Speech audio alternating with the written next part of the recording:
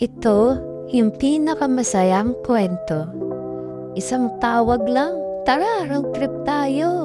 Walang itinerary, walang oras, basta sama-sama.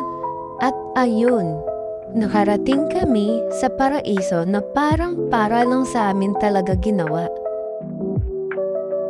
Simpleng lugar, simpleng pagkain, at grabe, puno-puno kami ng saya at tawanan sa ginawa naming to.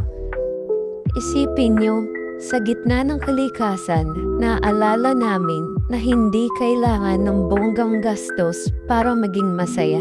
Kailangan lang natin magpasalamat.